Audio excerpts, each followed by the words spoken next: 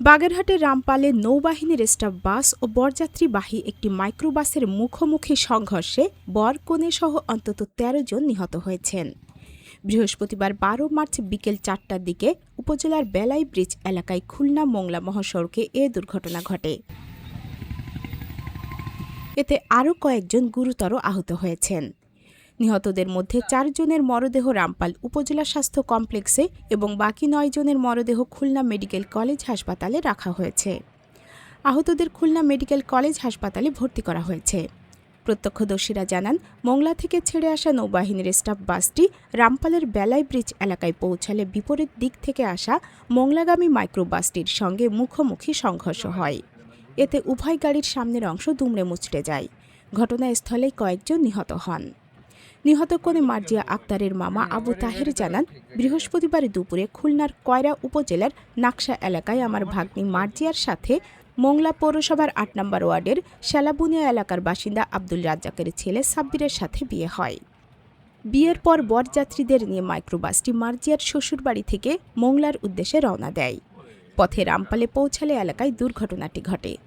এতে মার্জিয়া, তার বোন লামিয়া ও নানি নিহত হয়েছেন। এছাড়া বরের সঙ্গে আরও ৮ জন মারা গেছেন। কাটাখালী হাইওয়ে থানার উপপরিদর্শক SI KM হাসানুজ্জামান জানান, নৌবাহিনীর যাত্রীবাহী বাসটি খুলনার দিকে যাচ্ছিল আর মাইক্রোবাসটি ছিল মোংলাগামী। পথিমধ্যে বেলাই ব্রিজ এলাকায় দুটি যানবাহনের মুখোমুখি সংঘর্ষ হয়। এতে মাইক্রোবাসটি দুমড়ে মুচড়ে এ হতাহতের ঘটনা ঘটে। হতাহতদের উদ্ধার করে রামপাল উপজেলা স্বাস্থ্য কমপ্লেক্সে নেওয়া হয়। এই রাজ্জাক কাকার ছোট ছেলের বিয়ে করে গেছিল কয়রা, সেখান থেকে বউ নিয়ে আসার সময় নাকি নৌবাহিনীর গাড়িতে অ্যাক্সিডেন্ট করে সে নতুন বউ সহ তারা মোট ১২ জন ফ্যামিলি মারা গেছে। এই আর কি একটা ফ্যামিলি ১২ জনই তারা মারা গেছে। রাজ্জাক ভাইয়ের ছেলে, পুতির বউ, নাতি পুতি নিয়ে তারা ছেলে সবকটাই নিয়ে গেছিল সাতক্ষীরে, বিয়ে করে এসে বউ আনতে গেছিল। এরা গেছিল মাইকেরেতে, যার পরে ওইখান থেকে আসার সময় এই গুনাই ব্রিজের ওইখানে ওই নৌবাহিনীর গাড়িতে মারিয়ে দিয়েছে। মারার পরে ওইখানে সবাই মানে ২-১ জন মনে হয় কোনো রকম আছে, আর বাকিগুলো জায়গায় শেষ। একই ফ্যামিলির ধরেন ১২-১৩ জন, ১২ জন হলো ফ্যামিলির, আরেকজন ড্রাইভার, মোট ১৩ জন। আমরা যখন আসরের পরে ইফতারি গুছাই তখন আমরা শুনতেছি যে ৮ নম্বর ওয়ার্ডের সভাপতি রাজ্জাক ভাই অ্যাক্সিডেন্টে মারা গেছে। তখন আমরা দৌড়াই তার বাসায় আসলে শুনি ভাবির কাছে যে ভাবি, তখন সে তো খবর জানে না অত, যে ভাবি কি হয়েছে, রাজ্জাক ভাইয়ের কি অ্যাক্সিডেন্ট শুনলাম, কয়জন গেছে? বলছে আমার ফ্যামিলির ১২ জন একটা গাড়ির ভিতরে। তখন আমরা মোংলা টাইমস এদিক সেদিকে নিউজ পাই যে ৮ জন ১০ জন নিহত, আহত তার ২ ছেলে নাকি আছে, আর সবাই যারা গাড়িতে ছিল ওনারা নাকি মারা গেছে। এখন এটা একটা মোংলা বন্দরে শোকের ছায়া হয়ে নেমে আসছে।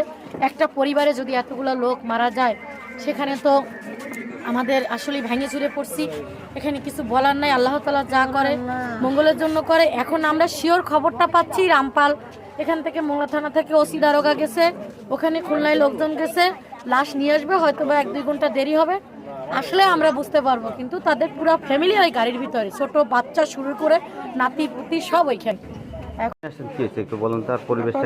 আমরা তো জানি না, আসরে নামাজের পর আমরা শুনছি যে আমাদের ৮ নম্বর ওয়ার্ডের সভাপতি রাজ্জাক ভাই, খুব ভালো লোক উনি, আমাদের ৮ নম্বর ওয়ার্ডের সভাপতি, উনি নাকি ওনার ছেলেকে বিয়ে করাইতে নিয়ে গেছিল কয়রা থানায়।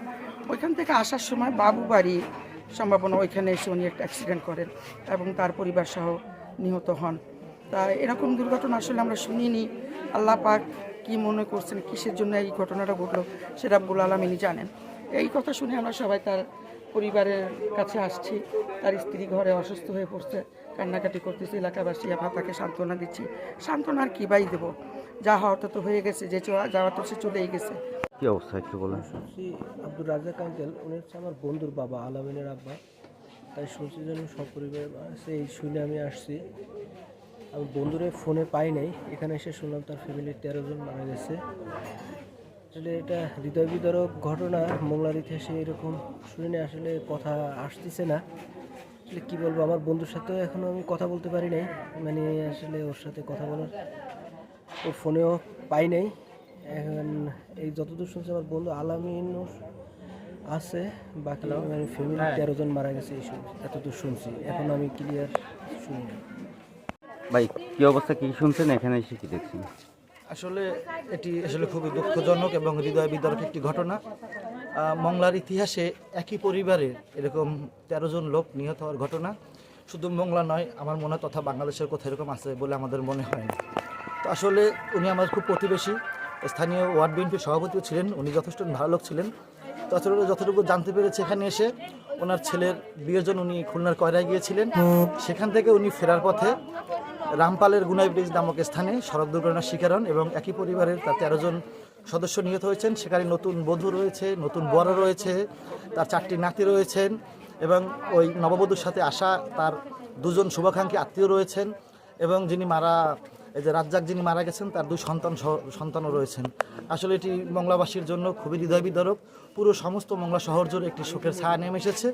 তো আসলে এই সড়ক দুর্ঘটনা যে বা যাদের কারণে এই গাফলতি, যে বেপরোয়া গাড়ি চালিয়েছেন, যাদের কারণে এত বড় দুর্ঘটনার শিকার এই পরিবারটি, আমরা চাই সুষ্ঠু তদন্তের মাধ্যমে তাদেরকে। রামপাল উপজেলা স্বাস্থ্য ও পরিবার পরিকল্পনা কর্মকর্তা সুকান্ত কুমার পাল জানান, দুর্ঘটনায় নিহত 4 জনের মরদেহ উপজেলা স্বাস্থ্য কমপ্লেক্সে রয়েছে। আহত কয়েকজনকে খুলনা মেডিকেল কলেজ হাসপাতালে পাঠানো হয়েছে। খুলনা মেডিকেল কলেজ হাসপাতালের জরুরি বিভাগের কর্তব্যরত চিকিৎসক মেহনাজ মোশাররফ বলেন, এ পর্যন্ত আমাদের এখানে 8 জনের মরদেহ আনা হয়েছে। এর মধ্যে 3 জন শিশু, 3 জন নারী ও 2 জন পুরুষ। এছাড়া আশঙ্কাজনক অবস্থায় ভর্তি থাকা আরও 1 জন পরে মারা গেছেন। মিজানুর রহমান সাগরের তথ্য ও চিত্রে আয়েশা আক্তার, চ্যানেল 21, বাগেরহাট।